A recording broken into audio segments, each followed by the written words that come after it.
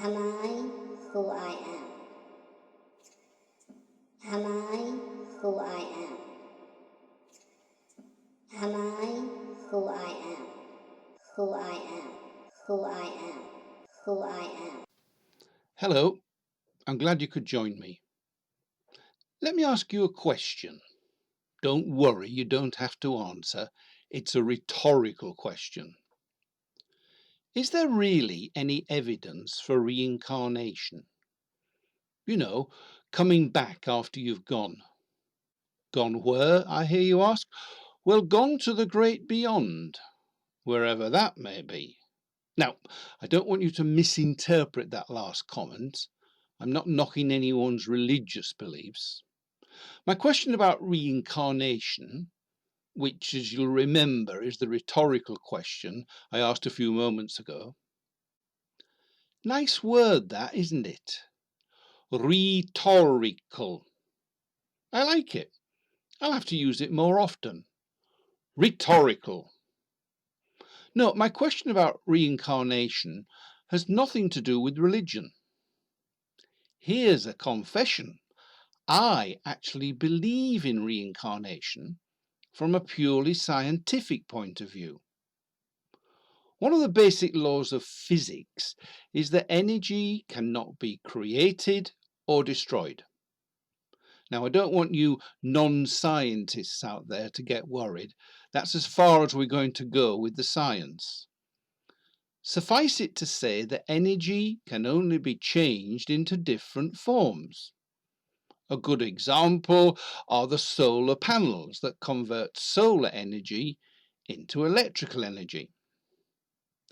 What's that got to do with reincarnation, you ask? Well, when we die, don't worry, it's not going to get morbid. All the energy which makes up our bodies must go somewhere, right?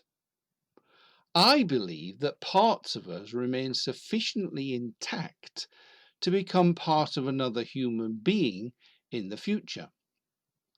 Now, depending on how much and what type of energy is absorbed, the total person is reincarnated, which is very rare, or the energy of many different people is absorbed, and we're all mixtures of people who've lived before.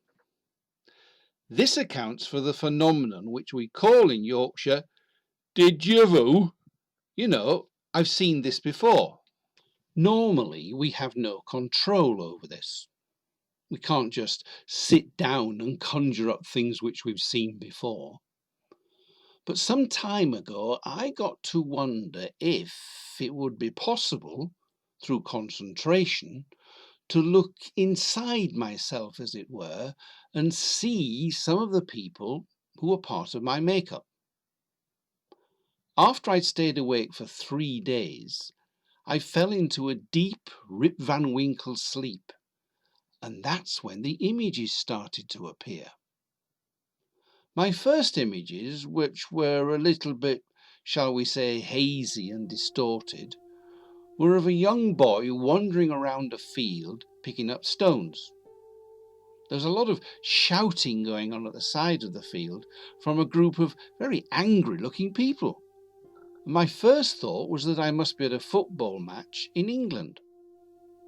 The boy, who, as far as I could see through the haze, bore a striking likeness to me in my younger days, was carrying this forked stick with a piece of leather attached.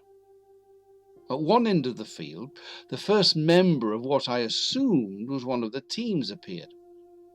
He was a giant of a man with a huge head, and I thought, if that's the centre forward, I should think he's nodded a few in his time. I couldn't see the rest of the team, but this giant lumbered down the field towards the boy, who I assumed was the team mascot.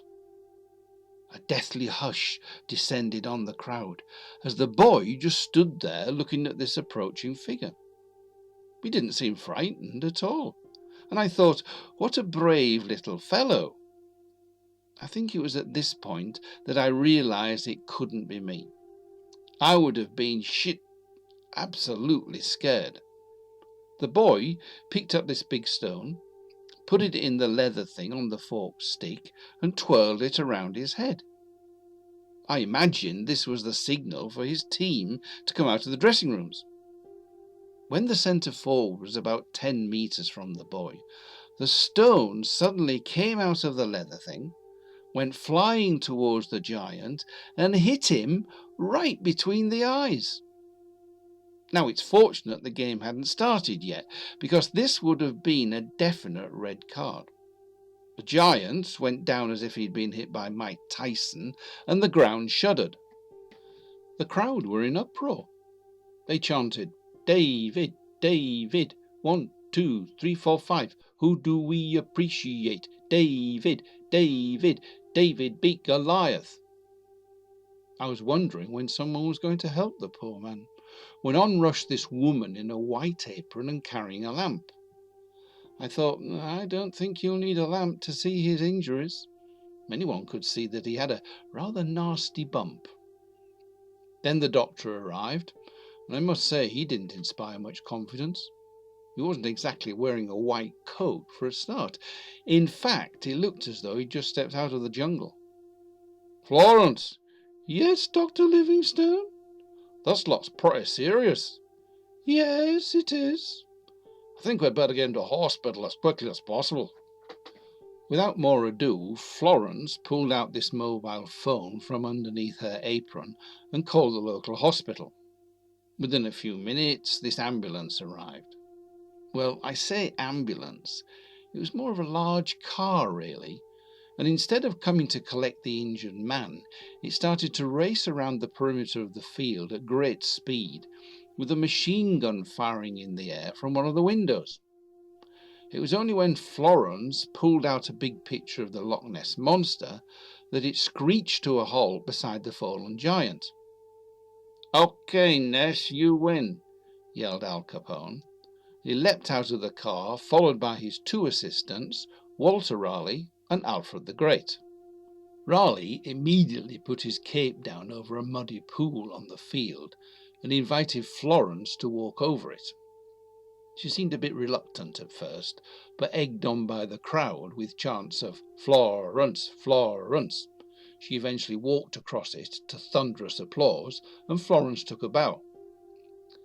Seeing the crowd in such good spirits, Alfred decided that this would be a good time to try to sell some of the burnt cakes from the tray he was carrying. But the crowd preferred the curry sandwiches being offered by Clive of India. "Can we get on with it?" Dr. Livingstone was obviously getting a bit fed up with the situation. "If I don't get back to the jungle, I won't have discovered the Victoria Falls and got lost when Stanley comes to find me."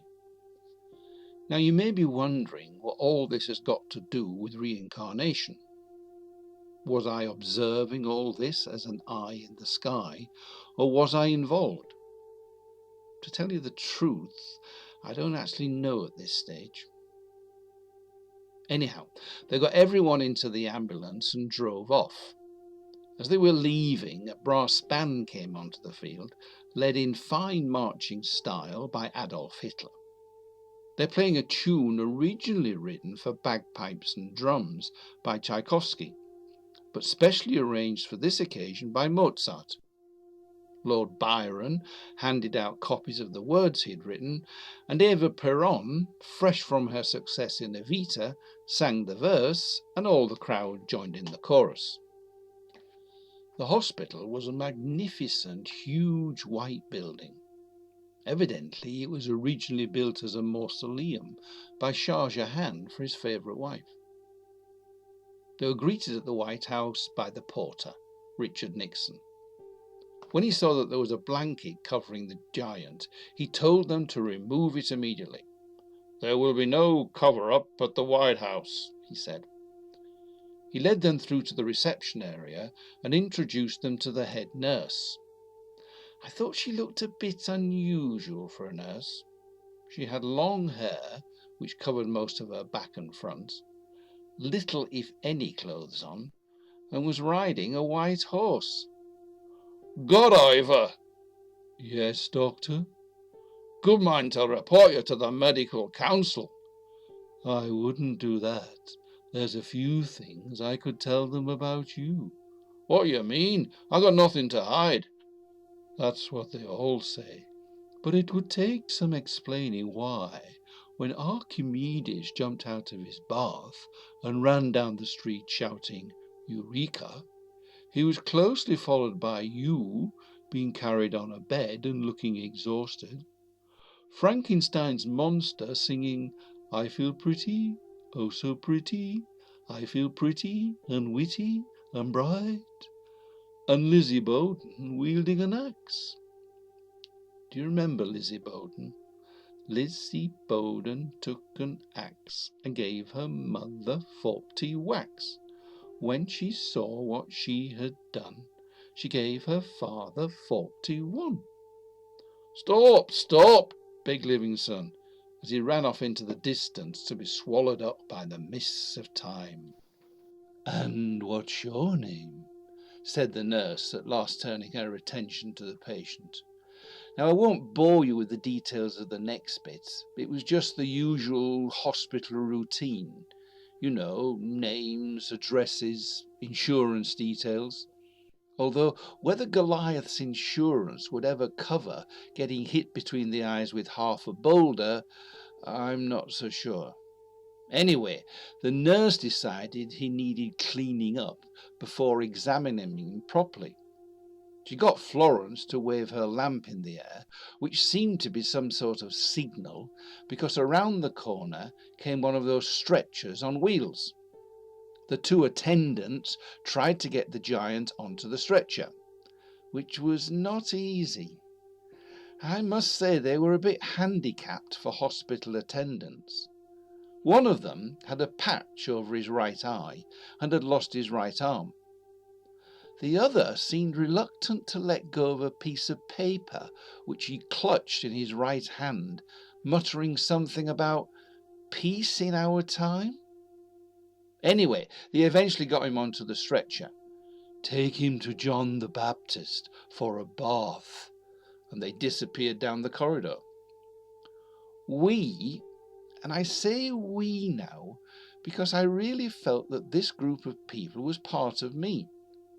We were all left sitting in the reception area and eventually got talking to some of the other people waiting.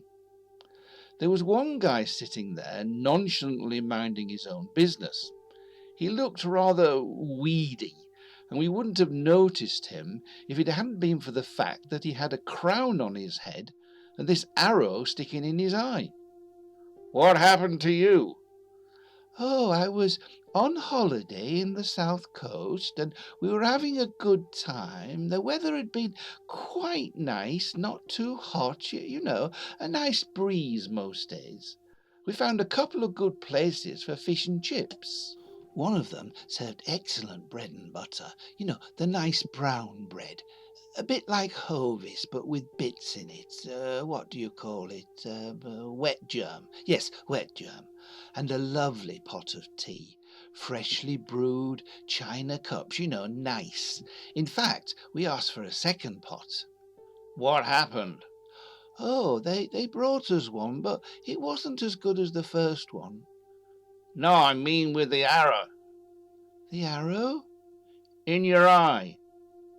Oh, yes, this arrow. Well, on the last day, we were walking along the beach at Hastings and we met this gentleman who we'd met the day before in the fish and chip restaurant. Not the one with the good bread and butter, but the other one, which is just down the road. Anyway, this gentleman, William, and his son are going for a walk. They're from either Switzerland or Normandy. I can't remember exactly. He doesn't speak much English, so we'd helped him to order in the restaurant. They've just bought a crossbow and they're going to play one of their local games where you try to hit an apple balanced on the other person's head. The son's a bit nervous, so my wife said, Harold, go and hold the boy's hand. Well, William takes aim and fires the arrow, and it's heading straight for the apple. As I said, it had been a bit breezy, you know, normal at the seaside, and suddenly this strong gust of wind blows the arrow off course and into my eye. Unlucky.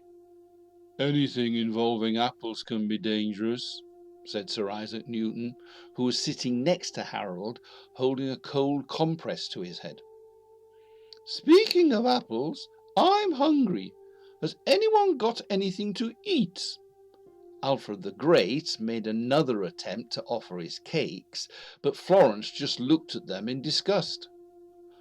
I've got some dried leaves here. Can you eat them? No, but you can roll them up in paper and put them in your mouth and set light to them.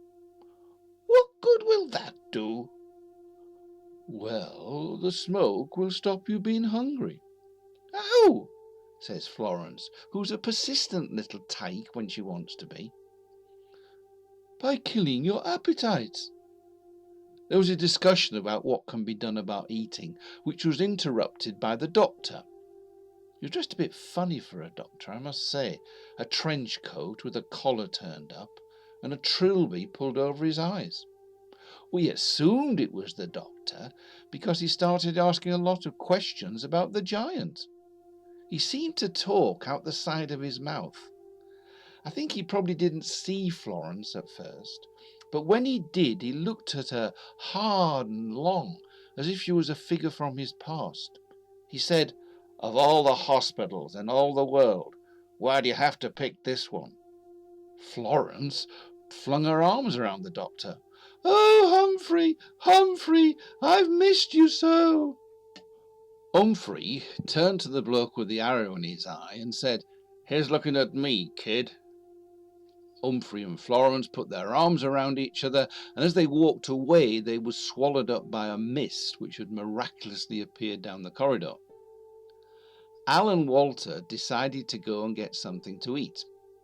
They came out of the hospital and turned left.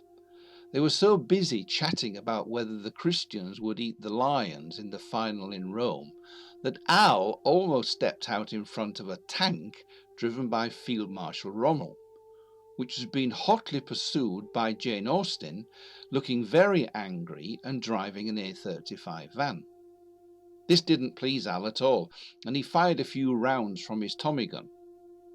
Julius Caesar, in full battle armour, was directing traffic at the crossroads, and one of the bullets ricocheted off the solid breastplate and hit passerby John Osborne on the left shoulder, causing him to look back in anger. Walter manages to calm Al down, and they go off down the street. The first pub they came to was the Bonnie Prince Charlie. It looked a bit of a spit and sawdust place, but they decided to go in because by now they're feeling ravenous. It was pretty dark inside, and as they approached the bar, they noticed a group of men who were obviously sailors, by the way they were standing as if they were leaning into the wind. There was Christopher Columbus, Captain Cook, no, not that Captain Cook, Long John Silver, and Francis Drake. Walter Raleigh recognized Drake and called over to him. Hi, Frank, long time no see. Walt, how have you been? Oh, not bad, not bad. What have you been up to? Oh, you know, the usual, sailing around the world. Quite by chance at that moment, a new record came on the jukebox, Around the World in 80 Days, by Jules Verne and the Balloonists. Columbus, Captain Cook, Long John Silver and Drake joined in the chorus. Around the world I've searched for you, I've travelled on when hope was gone. Yeah, that's enough of that, I think. Have you seen Elizabeth recently? Yeah, as a matter of fact, she was in here. When was it, Long John, I introduced you to Liz? Liz? Who be that then? You remember Liz, walked around as if she had a nasty smell under her nose. She had that dress with a high collar, came in and had half a lager and a bag of pork scratchings. Our Liz, Queen of the Virgins. Last Tuesday, I'm thinking it be. Yeah, last Tuesday. She asked if I'd seen you. Oh, what did you tell her? Don't worry, I kept your little secret about why you keep popping over to America. Oh, what's this? A little secret, eh? Oh, it's nothing. Come on, you can tell us. After all, if you got something going in America, you got me to thank for discovering it. With the state it's in now with no bars, I'm not sure anyone would thank you for discovering it. Who's your cynical friend? Yes, it's about time we had some introductions. Walt, this is Christopher Columbus, Captain Cook and Long John Silver. Gentlemen, meet Walter Raleigh and Al Capone. They all shook hands. So, Walt, now we all know each other. Tell us about this thing you got going in America. Oh, it's no big deal. Just this lady I met in New Orleans, who I see when I go over there. What's her name? Columbus is starting to get a bit persistent. If you must know, it's Joan. A Joan? Joan? New Orleans? Not a Joan from the Ark Seafood Restaurant? Yes, Joan of Arc. Do you know her? Doesn't everybody, lad? Raleigh looks all sad. Come on, Walt, cheer up. It's not the end of the world. I thought it was when I arrived in America. What'll you have to drink? We came in here to get something to eat. No problem, lad. All you got to do is ask wee manageress of Bonnie Prince Charlie, Flora MacDonald, and you'll get everything you want. Flora, my bonny wee lassie, what can you be giving my two friends here to eat? Och, I the new. Well, but heaven, less of your lip for a start. Al looked on in amazement. Is this broad speaking English? Don't worry, we'll translate for you. That's way before lunchtime. Flora MacDonald, are you going to let friends of ours starve? Why don't you give them some of that New Zealand lamb I brought back? The best I can do is Flora margarine sandwiches. Is there a possibility of a hamburger, Miss MacDonald? Hamburger? If you want to wait about 200 years till it's invented. Thanks for the offer of a drink, but I think we must really find something to eat. And Raleigh and Al left the pub. Outside the pub there was a newspaper seller shouting, "Read all about it! Read all about it!" They read the headline. Genghis Khan's rape and pillage of Asia enters 20th year. UN Security Council discuss sanctions. They thought about buying a newspaper, but decided to watch CNN later. The newspaper seller bore a remarkable resemblance to Abraham Lincoln. They asked him where they could find something good to eat. Marco Polo has just returned from China and has opened a takeaway. Is it good? Good. It is a restaurant of the people, by the people, for the people. He gave them an address in Gettysburg and suggested they take a taxi. They hailed one and were just about to get in when this guy rushed up and asked them the time. Walter looked at his swatch. 12:14. I'm late. Look, my name's John, and I'm supposed to be at Runnymede 1 year to sign the Magna Carta. Do you think I could take your taxi? Well, what could they say? And of course, it was the only taxi in sight. Raleigh and Capone started to walk down the street. The only shop open was the Queen Victoria Travel Agency, and they went in. You must think this is a rather funny question to be asking in a travel agency, but could you possibly tell us where we can get something to eat? No, we could not, and we are not amused. Oh, sorry. I could offer you a cruise to what should still be one of our colonies, America. You can go on the Mayflower or the Titanic. What's the difference? The Mayflower leaves at 1620 and takes 66 days. On the Titanic, you must bring your own life vest and be able to swim. I think we'll take a rain check on that, thank you very much. Perhaps next time. and Raleigh dragged Capone out of the shop. As they came outside, the noise of a crowd around the corner attracted their attention, and they found themselves back at the same stadium where the giant met with his little accident. Hoping that they now might find something to eat there, they went in. They were just in time to see Henry II committing a very dirty foul on Thomas Becket and being sent to Siberia by referee Joseph Stalin. A deathly hush descended upon the stadium as the centre forward, Elvis Presley, set up the ball to take the penalty. The referee waved his sickle. Elvis gyrated his hips and kicked the ball, which looked like the earth. The goalkeeper, Buddha, just remained sitting cross-legged in meditation. This is the point where I woke up, fortunately, because I was halfway out of bed, diving to my right to save the penalty shot. I missed the bedside table by millimetres. Does all this mean that I'm destined to save the world? Does it prove that reincarnation is possible? Am I really composed of all or some of these people? I don't know the answers, but I will tell you this. I quite often get a pain in the middle of my forehead. I often have sore eyes, and I stick burning leaves in my mouth.